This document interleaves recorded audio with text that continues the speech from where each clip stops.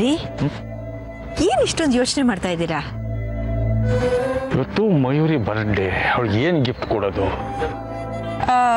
ತುಂಬಾ ಹೊತ್ತಿನ ತಲೆ ಕೆಡಿಸ್ಕೊತಾ ಇದ್ದೀನಿ. ಏನು ಹೊಳಿತಲ್ಲ, ನೀನೇನಾದ್ರು ಗೊತ್ತಿದ್ರೆ ಹೇಳು. ಚಿನ್ನದ ಉಂಗ್ರ ಕೊಟ್ರೆ ಅದು ಕಾಮನ್ ಆಗ್ಬಿಡುತ್ತೆ ಸುಮತಿ, ಎಲ್ಲರೂ ಕೊಡುವಂಥದ್ದು. Should be something different. ರೇಷ್ಮೆ ಸೀರೆ ಕೊಟ್ರೆ ರೇಷ್ಮೆ ಸೀರೆ ಮಯೂರಿಗೆ ಇಷ್ಟ ಆಗುತ್ತೆ ಅಂತ ನಿನಗನ್ಸುತ್ತಾ? ಅವಳಿಗೆ ಅದ್ರ ಬಗ್ಗೆ ಆಸಕ್ತಿನೇ ಇಲ್ಲ ಬಿಡಿ. ಒಂದ್ ಜೊತೆ ಬಂಗಾರದ ಬಳೆ ಕೊಡೋಣ.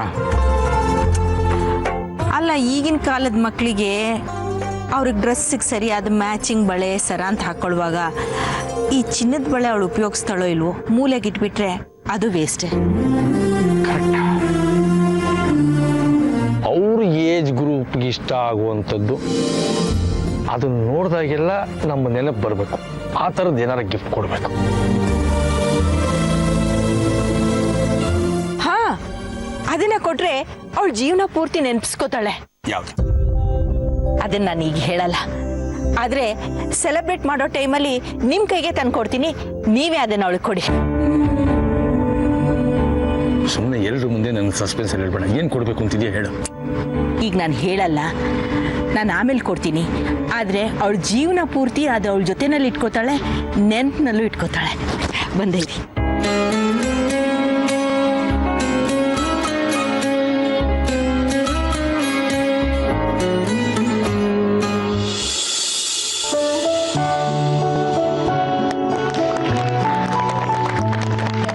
ಸ್ನೇಹಿತರೆ, ಬಂಧುಗಳೇ, ಸಹೃದಯಗಳೇ, ಈ ಸುಂದರ ಸಂಜೆಯ ಸಂತೋಷನ ಹಂಚ್ಕೊಳಕ್ ಬಂದಿರೋ ಎಲ್ರಿಗೂ ಸುಸ್ವಾಗತ. ನನ್ನ ಮಗಳ ಬರ್ತ್ಡೇನ ಇಷ್ಟು ಅದ್ಧೂರಿಯಾಗಿ ಸೆಲೆಬ್ರೇಟ್ ಮಾಡಬೇಕು ಅಂತ ನಿರ್ಧಾರ ಮಾಡಿದವರು ವಿಶ್ವನಾಥ್ ಅವರು, ಸುಮತಿ ಅವರು ಮತ್ತೆ ಈ ಮನೆಯವರು. ಅವ್ರ ಪ್ರೀತಿಗೆ ನಾನು ಚಿರಋಣಿ.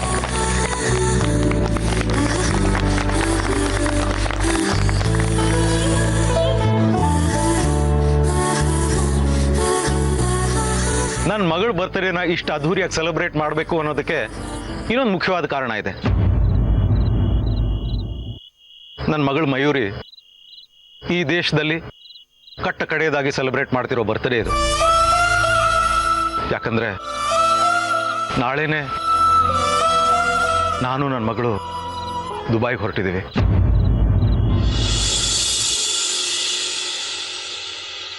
ಮಯೂರಿ,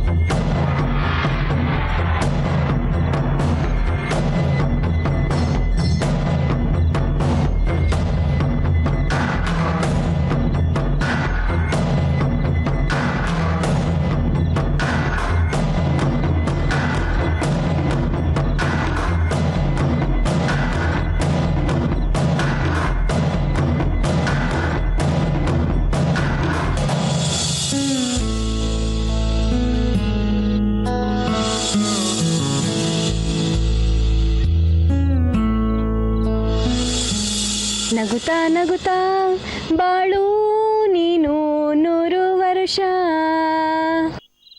ಎಂದು ಹೀಗೆ ಇರಲಿ ಇರಲಿ ಹರುಷ ಹರುಷ ಉಲ್ಲಾಸದ ಶುಭ ದಿನಕ್ಕೆ ಸಂತೋಷವೇ ಉಡುಗೊರೆಯೋ ಉಲ್ಲಾಸದ ಶುಭ ದಿನಕ್ಕೆ ಸಂತೋಷವೇ ಉಡುಗೊರೆಯೋ.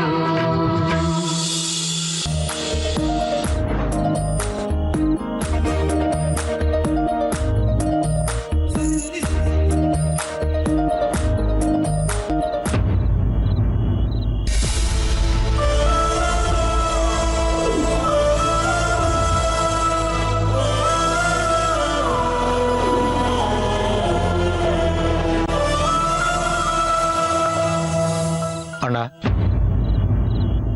ಯಾಕೆಲ್ರು ಮೌನವಾಗಿ ಕೂತಿದ್ದೀರಿ? ಎಲ್ರಿಗೂ ಬಡ್ಸಾಗಿದೆ, ಯಾರು ಊಟ ಮಾಡ್ತಾ ಇಲ್ಲ. ಊಟ ಮಾಡೋದಕ್ಕೆ ಮನ್ಸಾಗ್ತಿಲ್ಲ ಅವಿನಾಶ್. ಮಯೂರಿ ಜೊತೆ ಮಾಡ್ತಾ ಇರೋ ಕಡೆ ಊಟ ಅಂತ ನೆನೆಸ್ಕೊಂಡ್ರೆ ದುಃಖ ಆಗತ್ತೆ. ನಾಳೆಯಿಂದ ಮಯೂರಿ ನಮ್ಮ ಜೊತೆಗೆ ಇರೋದಿಲ್ಲ ಅನ್ನೋದನ್ನ ನೆನೆಸ್ಕೊಂಡ್ರೆ ನಮ್ಗಳ ಜೀವ ಹಿಡ್ದಾಗುತ್ತೆ.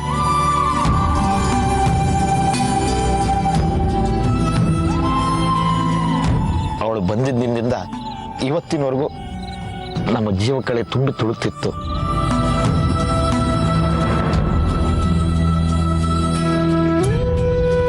ಎಲ್ಲರಿಗೂ ಚೇಷ್ಟೆ ಮಾಡೋಳು, ತಮಾಷೆ ಮಾಡೋಳು, ಬೇಜಾರು ಮಾಡ್ಕೊಂಡ್ರೆ ಸಮಾಧಾನ ಮಾಡೋಳು, ಅಗತ್ಯ ಬಿದ್ದರೆ ನಮ್ಮ ಜೊತೆ ಜಗಳ ಆಡೋಳು, ಸೋಲ್ಸೋಳು. ಆ ಸೋಲ್ನಲ್ಲಿ ನಾವು ಹಿತ ಕಾಣ್ತಿದ್ವು. ನಾಳೆಯಿಂದ ಅದು ಯಾವುದೂ ಇರಲ್ಲ. ನಿಜ. ಒಂದೇ ಮಾತಲ್ಲಿ ಹೇಳಬೇಕು ಅಂದರೆ ಮಯೂರಿ ನಮ್ಮೆಲ್ಲರ ಸಂತೋಷನೂ ಅವಳ ಜೊತೆನೆ ತಗೊಂಡು ಹೋಗ್ತಾ ಇದ್ದಾಳೆ. ನನ್ ಬಿಟ್ಟು ಹೋಗ್ಬೇಡ ಅಕ್ಕ, ನಂಗೆ ಅಳು ಬರುತ್ತೆ. ಚಿಂಟು ಮರಿ, ನಾನು ಈ ಮನೇಲಿ ಇರೋದಿಲ್ಲ ಅನ್ನೋದು ಬಿಟ್ರೆ ನಾನು ನಿನ್ ಜೊತೆಲೇ ಇರ್ತೀನಿ. ದಿನಾ ಟಚಲ್ಲಿ ಇರ್ತೀನಿ. ಹೆಂಗಿರ್ತೀಯ ಅಕ್ಕ? ಇಂಟರ್ನೆಟ್ ಇದೆಯಲ್ಲ, ನಾನು ನೀನು ಮಾತಾಡ್ಬೋದು, ಚಾಟ್ ಮಾಡ್ಬೋದು. ನಾನು ಆಗಾಗ ಫೋನ್ ಮಾಡ್ತಿರ್ತೀನಿ. ರಜೆ ಸಿಕ್ತಾಗೆಲ್ಲ ಇಲ್ಲಿಗೆ ಬಂದ್ಬಿಡ್ತೀನಿ. ಓಕೆ ಅಕ್ಕ, ರಜಾ ಬಂದಾಗ ಹೋಗು, ಬೇರೆ ಎಲ್ಲ ದಿನ ಇಲ್ಲೇ ಇರು. ಹಾಗಾಗಲ್ವಲ್ಲ ಚಿಂಟು ಮರಿ. ಯಾಕಾಗಲ್ಲ ಅಕ್ಕ? ನಾನು ಎಲ್ಲಿಗೆ ಹೋಗಕ್ಕೂ ಬಿಡಲ್ಲ, ನೀನು ಹೋಗಕ್ಕಿಲ್ಲ ಅಷ್ಟೇ. ಚಿಂಟು, ಹಾಗ ಹಠ ಮಾಡಬಾರ್ದು ಕಣೋ. ನೋಡು, ನಿನ್ ಪಪ್ಪನ್ ಬಿಟ್ಟು ಒಂದ್ ದಿವಸ ಇರ್ತೀಯಾ? ಇಲ್ಲ ತಾನೆ? ಹಾಗೆ ಮಯೂರಿ ಅಕ್ಕನು ಅವ್ಳ ಪಪ್ಪನ್ ಜೊತೆಗೆ ಇರ್ಬೇಕು ಅಂತ ಅನ್ಸಲ್ವಾ? ಅಳಬಾರ್ದು ಚಿಂಟು. ನೀನ್ ಈಗ ಕಳಿಸ್ಕೊಟ್ರೆ ಮಯೂರಿ ಅಕ್ಕನ್ ಬೇಜಾರಾಗಲ್ವಾ? ಈಗ ಊಟ ಮಾಡೋಣವಾ? ಜಾಣ ಮರಿ. ಇಲ್ಲ, ನಾನು ಅಕ್ಕನ ಜೊತೆನೆ ಊಟ ಮಾಡ್ತೀನಿ. ಹಾಗೆಲ್ಲ ತೊಂದ್ರೆ ಕೊಡ್ಬಾರ್ದು ಚಿಂಟು. ಪರವಾಗಿಲ್ಲ ಚಿಕ್ಕಮ್ಮ, ಇವತ್ತೊಂದಿನ ತಾನೆ, ಇರ್ಲಿ ಬಿಡಿ.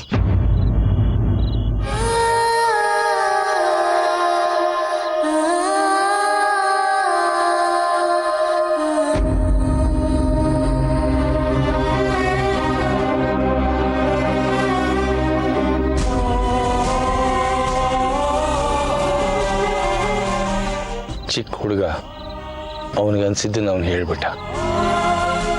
ನನಗೂ ಅದೇ ಮಾತು ಹೇಳಬೇಕು ಅಂತ ಅನ್ನಿಸ್ತಿದೆ. ದೊಡ್ಡವರಾಗ್ಬಿಟ್ಟಿದ್ದೀವಿ, ಸ್ವಾತಂತ್ರ್ಯ ಇಲ್ಲ. ವಿಶ್ವನಾಥ, ಹೆಣ್ಮಕ್ಳು ಎಷ್ಟೇ ದಿನ ಮನೇಲಿದ್ರು ಒಂದಲ್ಲ ಒಂದು ದಿನ ಮನೆ ಬಿಟ್ಟು ಹೋಗ್ಲೇಬೇಕಲ್ವೇನೋ? ಇದು ನಿನಗೆ ಗೊತ್ತಿಲ್ಲದೆ ಇರೋ ಸತ್ಯನಾ? ಸಮಾಧಾನ ಮಾಡಿಕೊಂಡು ಊಟ ಮಾಡು. ಮರಿ, ಇವತ್ತಿನ ಫಂಕ್ಷನ್ ಹೇಗಿತ್ತಮ್ಮ? ನಿನಗೆ ಇಷ್ಟ ಆಯ್ತಾ? ತುಂಬಾ ಇಷ್ಟ ಆಯ್ತು ಮಾವ. ಹಾಗಿದ್ರೆ ಇನ್ ಮುಂದೆ ಇಲ್ಲೇ ಇದ್ಬಿಡು ಮಗಳೇ. ಸೋಮು, ನೀನ್ ಹಾಗೆಲ್ಲ ಮಾತಾಡ್ತಾರೆ ಪಾಪ. ಅವಿನಾಶ್ ನಂಗೆ ಬೇಜಾರಾಗಲ್ವಾ ಹೇಳು? ಬೇಜಾರಾಗ್ತಿಲ್ಲ, ಮನಸ್ಸು ತುಂಬಿ ಬರ್ತಾ ಇದೆ. ನಾನು ಸ್ವಾತಿನ ಇಷ್ಟಪಟ್ಟು ಮದುವೆ ಆದಾಗ ನಮ್ಮ ಎರಡೂ ಮನೆಯವರು ನಮ್ಮನ್ನು ದೂರ ಇಟ್ಟಿದ್ರು.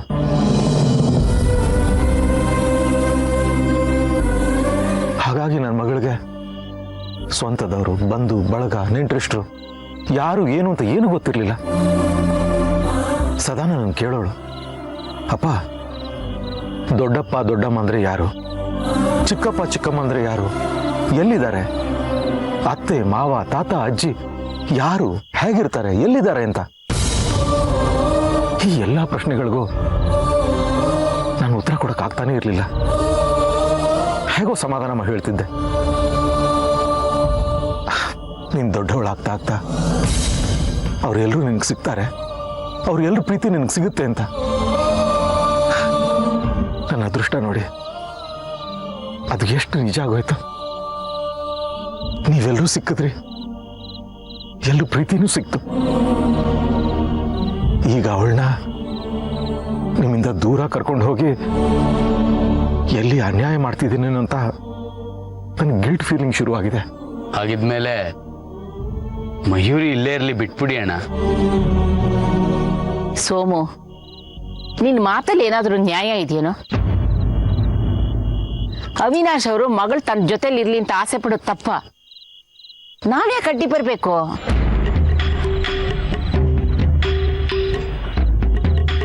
ಹೌದು ರೀ, ಅತ್ತೆ ಹೇಳ್ತಾ ಇರೋದು ಸರಿಯಾಗೇ ಇದೆ. ನಮ್ಮ ಸಂತೋಷಕ್ಕೋಸ್ಕರ ಭಾವನ ನಿರಾಸೆಗೆ ದೂಡೋದು ನನಗೆ ಯಾಕೋ ಸರಿ ಕಾಣಿಸ್ತಾ ಇಲ್ಲ. ನನಗೂ ಅಷ್ಟೇ. ನನ್ನ ಮಗ ಒಂದು ಕ್ಷಣ ನನ್ನ ಎದುರುಗಡೆ ಕಣ್ಣು ಕಾಣಿಸ್ಲಿಲ್ಲ ಅಂದರೆ ನನ್ನ ಗಂಟ್ಲಲ್ಲಿ ಅನ್ನನೇ ಇಳಿಯಲ್ಲ. ಅಂಥದ್ರಲ್ಲಿ ನಿಮ್ಮ ಮಗಳನ್ನ ಬಿಟ್ಟು ನೀವು ತುಂಬ ದೂರದಲ್ಲಿರಿ ಅಂತ ನಾವು ಹೇಗೆ ಅವ್ರಿಗೆ ಹೇಳೋದು? ನಿನ್ನ ಮಾತು ನಿಜ ಮೀನಾಕ್ಷಿ. ಮಯೂರಿ ನಮ್ಮ ಜೊತೆಲಿದ್ದಿದ್ದು ಕೆಲವೇ ದಿನ, ಆಗಲೇ ನಮ್ಮನ್ನು ಅವಳನ್ನು ಬಿಟ್ಟಿರಕ್ಕಾಗ್ತಿಲ್ಲ. ಇನ್ನು ಅವ್ರ ತಂದೆ ಪರಿಸ್ಥಿತಿ ಹೇಗಿರ್ಬೇಕು? ಅವಿನಾಶ್, ನೀವು ಮಯೂರಿನ ಕರ್ಕೊಂಡು ಹೋಗಿ, ನಾವು ಯಾರು ಬೇಡ ಅನ್ನಲ್ಲ. ಆದರೆ ಒಂದು ರಿಕ್ವೆಸ್ಟ್. ಅಯ್ಯೋ ಅಣ್ಣ, ದಯವಿಟ್ಟು ಹಾಗೆಲ್ಲ ಮಾತಾಡಬೇಡಿ. ಏನೇ ಇದ್ರು ಆರ್ಡರ್ ಮಾಡಿ, ಅವಿನಾಶ್ ನೀನು ಇಂಥದ್ದು ಮಾಡು ಅಂತ. ನಾನು ಮಾಡ್ತೀನಿ. ರಿಕ್ವೆಸ್ಟ್ ಅಂತೆಲ್ಲ ಕೇಳ್ಕೊಬೇಡಿ. ಈಗಿರೋ ನಮ್ಮ ಪರಿಸ್ಥಿತಿ ನೋಡಿದ್ರೆ ಅದು ರಿಕ್ವೆಸ್ಟೇ. ನೀವೇನಾದ್ರು ಅಂದ್ಕೊಳ್ಳಿ, ರಜಾ ಬಂದಾಗ ಮಯೂರಿನಲ್ಲಿ ಕಳಿಸ್ಕೊಟ್ಬಿಡಿ. ಅವಳು ಒಂದು 2 ತಿಂಗಳು ಇಲ್ಲಿದ್ರು ಸಾಕು. ಉಳಿದ 10 ತಿಂಗಳು ಅವಳ ನೆನಪಲ್ಲಿ ನಾವು ಹೇಗೋ ಕಾಲ ಹಾಕ್ತಿ.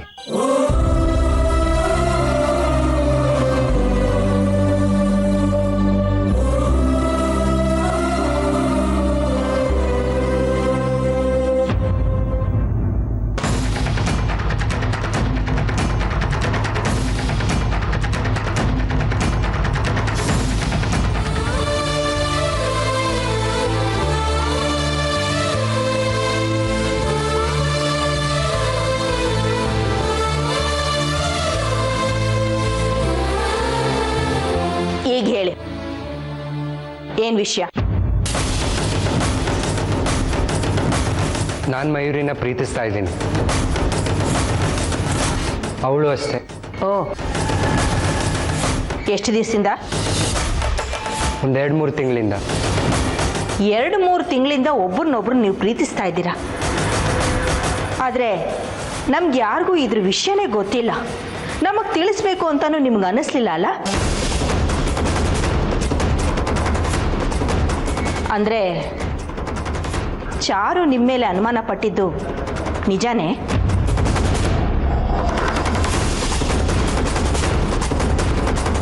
ಆಗಾಗ ನಮ್ಮನೆಗೆ ಬರೋ ಚಾರುಗೆ ಈ ವಿಷಯ ಗೊತ್ತಿದೆ.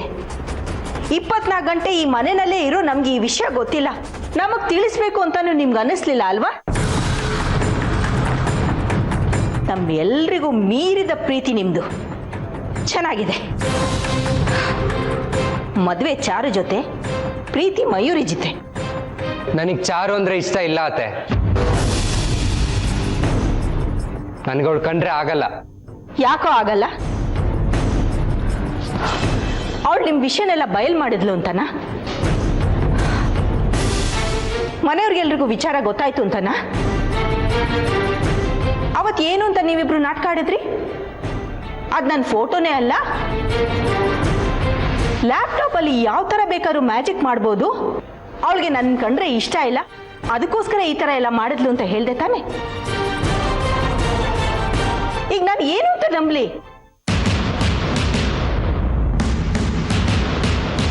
ಪ್ರೀತಿ ಅನ್ನೋದು ಒಂದು ಸತ್ಯ ಕಣೋ. ನಿಮ್ಮಿಬ್ಬರ ಪ್ರೀತಿ ಒಂದು ಸುಳ್ಳಿನ ಗೋಪುರದ ಮೇಲೆ ನಿಂತಿದೆ. ಅತ್ತೆ, ನಮ್ಮಿಬ್ರದ್ದು ನಿಜವಾದ ಪ್ರೀತಿ. ಈ ವಿಷಯನೆಲ್ಲ ಮನೆಯವ್ರಿಗೆ ಹೇಳಬೇಕು, ಈ ಮದ್ವೆ ನಿಲ್ಲಿಸ್ಬೇಕು ಅಂತ ನಾನು ಡಿಸೈಡ್ ಮಾಡಿದ್ದೆ. ಓ,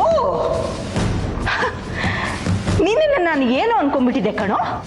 ಪರವಾಗಿಲ್ಲ, ಮನೆಯವ್ರಿಗೆಲ್ಲ ಹೇಳ್ತಾನಂತೆ, ಮದುವೆ ನಿಲ್ಲಿಸ್ತಾನಂತೆ.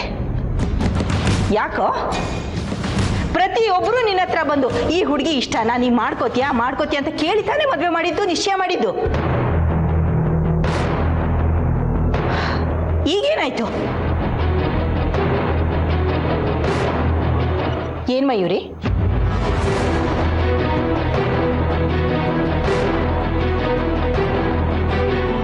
ಇವನಿಗೆ ನಿನ್ನ ಮುಂದೆನೆ ತಾನೇ ನಿಶ್ಚಯ ಆಗಿದ್ದು. ಅದು ಹೇಗೆ ನಿಶ್ಚಯ ಆಗಿದ್ದ ಹುಡುಗನ್ನ ಇಷ್ಟಪಡ್ತೀಯ? ಮುಚ್ಚು ಬಾಯಿ. ಜಾಸ್ತಿ ಮಾತಾಡಿದ್ರೆ ಹಲ್ಲು ಉದುರಿಸ್ಬಿಡ್ತೀನಿ. ಅವನಿಗೇನೋ ಬುದ್ಧಿ ಇಲ್ಲ, ನಿನ್ಗೇನೇ ಆಗಿದೆ ಬುದ್ಧಿಗೆ. ಅತ್ತೆ, ಇದರಲ್ಲಿ ಮಯೂರಿದೇನು ತಪ್ಪಿಲ್ಲ. ನಾನೇ ಅವಳ ಹಿಂದೆ ಬಿದ್ದು ಅವಳನ್ನು ಹೊಲಿಸ್ಕೊಂಡಿದ್ದು. ಏನಂದೆ? ನೀನೇ ಅವಳ ಹಿಂದೆ ಬಿದ್ದು ಹೊಲ್ಸ್ಕೊಂಡಿದ್ದ? 3 ತಿಂಗಳ ಹಿಂದೆ ನಿನಗೆ ಚಾರು ಇಷ್ಟ ಆದ್ಲು. ಅವಳ ಜೊತೆ ನಿಶ್ಚಯ ಮಾಡಿಕೊಂಡೆ ಮದುವೆ ಮಾಡ್ಕೋತೀನಿ ಹಿಂದೆ. ಈಗ ನಿನ್ನ ಮನಸ್ಸು ಬದಲಾಗ್ತಾ ಇದೆ.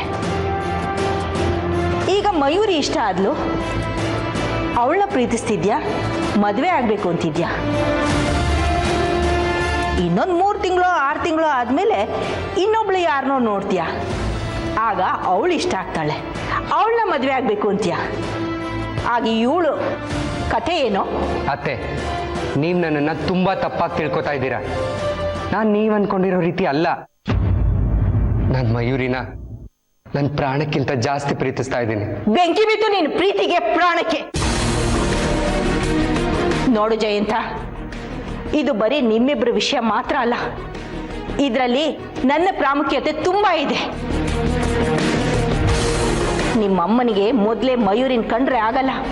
ನಾಳೆ ದಿವಸ ಅವಳು ನನ್ನನ್ನು ಕರೆದು ನಿನ್ ತಂಗಿ ಮಗಳು ಹೀಗೆ ಮಾಡ್ತಾ ಇದ್ದಾಳಲ್ಲ, ಇದು ಸರಿನಾ ಅಂತ ನನ್ನನ್ನು ಕೇಳಿದ್ರೆ ನನ್ ಏನ್ ಹೇಳಿ?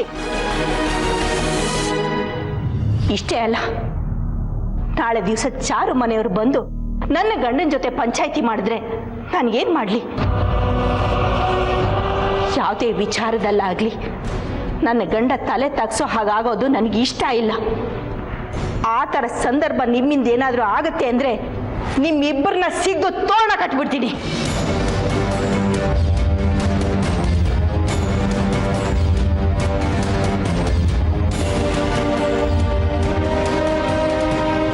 ನಾನೊಂದು ಮಾತು ಹೇಳಬೇಕು ಅಂದ್ಕೊಂಡಿದ್ದೀನಿ. ನೀವಿಬ್ಬರು ದೂರ ಆಗೋದೇ ಒಳ್ಳೇದು.